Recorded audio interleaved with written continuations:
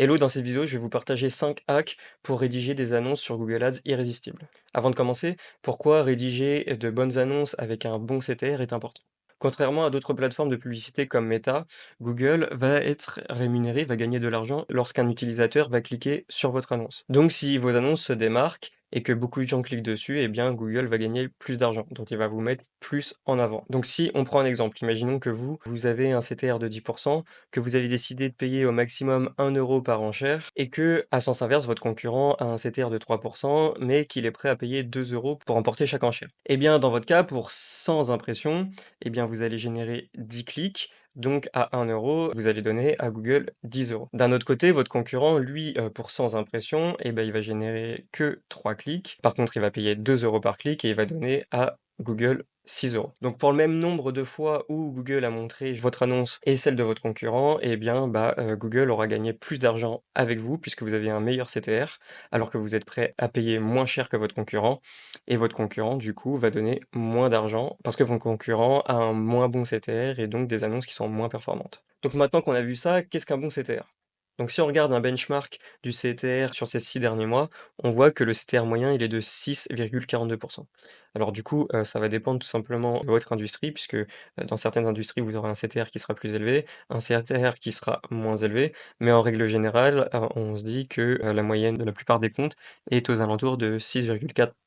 Donc, si on regarde en dessous, on peut voir, en fonction de votre niche, les CTR ne seront pas les mêmes, mais en règle générale, voilà, si on prend la moyenne de tout, on va être aux alentours de 6,4. Il n'y a pas non plus une énorme différence. Là où on voit un petit peu plus de différence, ça va être pour tout ce qui va être niche du voyage, sport, loisirs, ce genre de choses-là.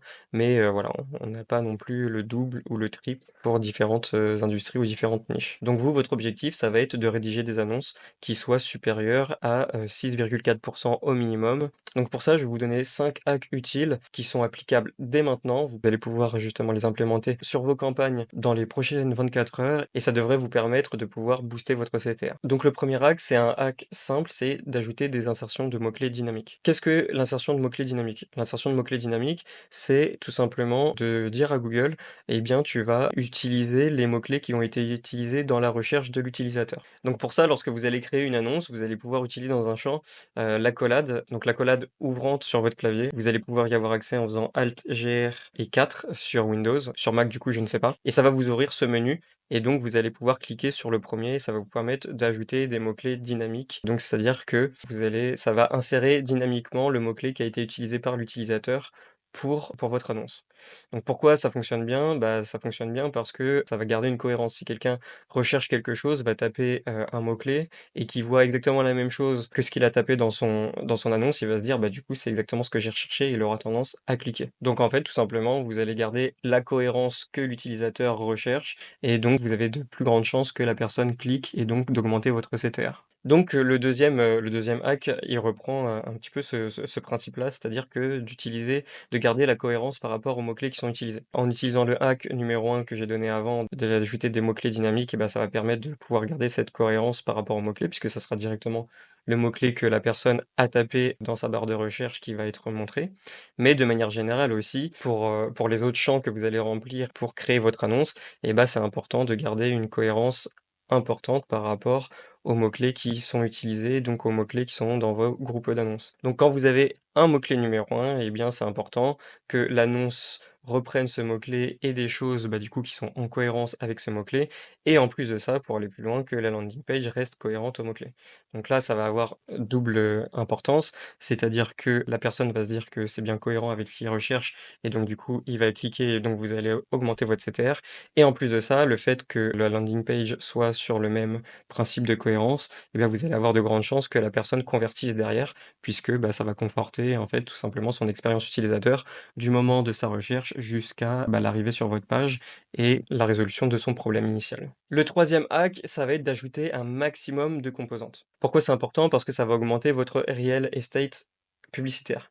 Qu'est-ce que le real estate publicitaire? C'est tout simplement la place que va prendre votre annonce. Quand vous rajoutez des composantes, ces composantes, par exemple, le logo ou peut-être des accroches ou des extraits de sites en plus, eh bien, ils vont venir s'ajouter à votre annonce. Donc ils vont prendre plus de place. Donc en prenant plus de place, le cerveau de l'utilisateur, il va être plus attiré par votre annonce et donc il va avoir plus de chances de la remarquer et de cliquer, directement dessus. Donc en règle générale, une bonne pratique, ça va être d'ajouter au maximum, le maximum de composantes sur chaque annonce. Vous avez la possibilité, soit de mettre des composantes particulières pour chaque groupe d'annonces que vous avez ou tout simplement pour, des choses plus générales comme, des offres générales que vous allez avoir, comme des livraisons gratuites ou ce genre de choses-là et vous allez pouvoir, les mettre directement au niveau de votre campagne, ce qui fait qu'elle pourra être, votre campagne même voire de votre compte, ce qui fait que vous allez pouvoir les réutiliser sans les recréer à chaque fois que vous allez recréer soit une campagne, soit un groupe d'annonces. Et ce qui est important de noter, c'est que en plus de ça, Google va mettre en avant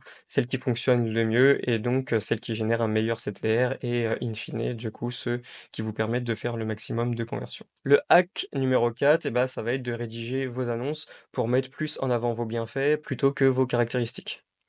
Et en plus de ça, si vous avez une offre qui est irrésistible et bien, forcément, il va falloir la mettre en avant puisque, si vous avez une offre qui est vraiment top et bien, l'utilisateur, il a de grandes chances, d'être intéressé et donc de cliquer et de convertir par la suite. Les Anglais, ils disent souvent: «Benefits sells, features don't».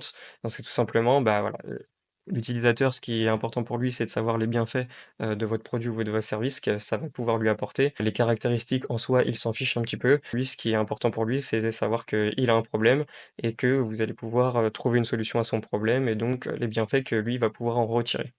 Donc ça, c'est plus du marketing pur, mais c'est important justement de rédiger vos annonces en prenant bien ça en compte, puisque, du coup, si vous mettez plus en avant vos caractéristiques, la personne, elle va pas forcément être plus attirée que si elle voit tout de suite le bienfait qu'elle pourra retirer justement en cliquant sur votre annonce elle va avoir de grandes chances, de cliquer sur votre annonce. Et pour revenir sur l'offre irrésistible, donc c'est Alex Hormozy dans son livre 100 millions offers qui parle justement du fait que une des meilleures choses que vous pouvez faire pour votre business, c'est d'avoir une offre qui est irrésistible, hein. C'est que quelqu'un serait stupide de ne pas accepter votre offre tellement, justement, elle est, intéressante et essayez de faire la même chose justement et de montrer ça sur vos annonces, parce que si vous arrivez à le faire, les personnes vont forcément, être intéressées et cliquer. Et le dernier hack, tout simplement, c'est faire preuve d'originalité. Très souvent, on voit un petit peu les mêmes mots ou les mêmes offres ou, les mêmes un petit peu le même langage qui est utilisé par les différentes personnes, sur Google Ads.